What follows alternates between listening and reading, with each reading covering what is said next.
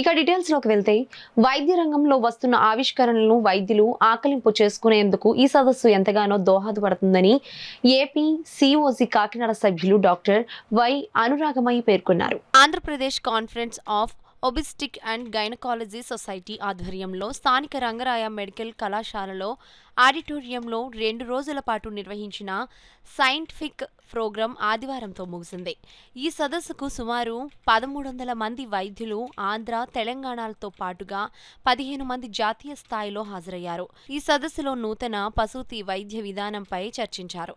అలాగే వైద్య రంగంలో వస్తున్న ఆవిష్కరణలను చర్చించారు. నూతన ఆలోచనలతో శస్త్రచికిత్స చేసే విధానాలను వివరించారు. కట్టుకోత లేకుండా శస్త్రచికిత్స చేసే విధానాలను వివరించారు.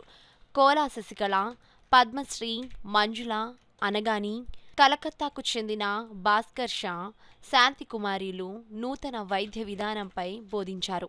ఈ కార్యక్రమంలో కాకినాడ ప్రభుత్వ ఆసుపత్రి పర్యవేక్షకులు doctor S Lavanyakumari, AP COC Kakinada సభ్యులు వైద్యులు వై అనురాగమయి, వి గీతశ్రీ, లక్ష్మీ కిరణ్, రవికుమార్, శ్రీధర్, సత్యవతి, కొండమూరి సత్యనారాయణ, సరస్వతి తదితరులు హాజరయ్యారు.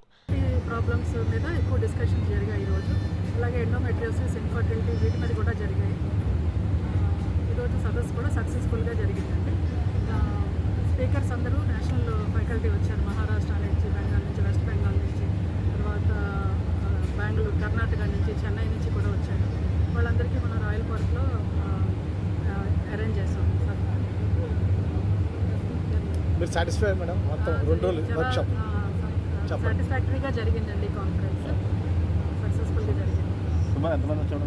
సుమారు 1400 మంది డెలిగేట్స్ వచ్చారు. ఇదే ఫస్ట్ టైం అంటండి. ఎంతమంది డెలిగేట్స్ రిజిస్టర్ అవ్వడం అనేది ఫస్ట్ టైం అండి. స్టేట్లో ఎవరి ఇయర్ జరుగుతుంది. ప్రతిసారి వేరే చోట జరుగుతూ ఉంటుంది. ఒక్కొక్క జిల్లాలో ఒక్కోసారి జరుగుతూ ఉంటుంది.